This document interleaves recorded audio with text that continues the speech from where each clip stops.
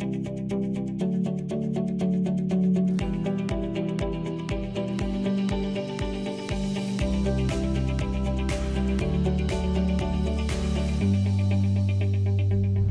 Simeon, hi, welcome to the Public Speaking Academy. My name is Darren Tay and I started the Public Speaking Academy because I once struggled with speaking confidently. 13 years later, I was competing at the world stage. I managed to become the world champion of public speaking.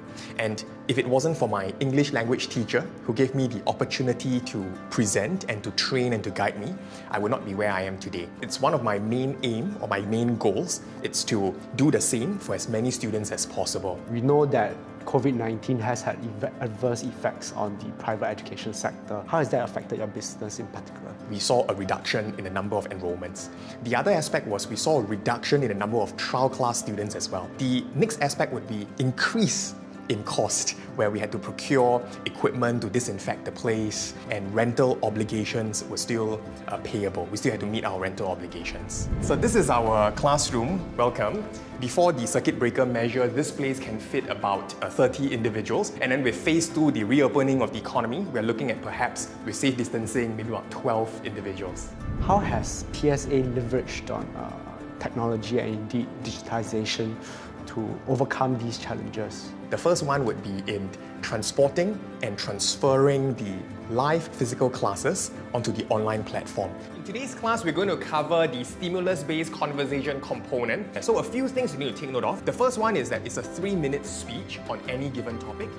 The other aspect that we innovated was to complement our online platform with the WhatsApp. When students, they are done with the 1.5 hours of training, they will be able to send their videos over to us. We will then have our trainers evaluate to give them customized feedback. The final aspect in which we leverage on technology was to invest early on in the school management system. So these are useful not just for the short term, but for the long term as well. So how has your stakeholders, such as your students and your staff in particular, handled these changes? So what we had to do was to help manage customers. We had to respond quickly, regularly and consistently as well, and to also offer support packages. The other stakeholders would be to support our staff in training and upgrading their skills. The final one would be self-care, in taking care of our health and making sure that we rest and balance work with exercise and still communicating with friends. Hi Corinne, how do you feel about attending classes through a virtual learning environment here in PSA? With all the various activities and the engagement through storytelling, I feel the same sense of engagement similar to when I'm physically there attending the classes. Great, thanks a lot Corinne.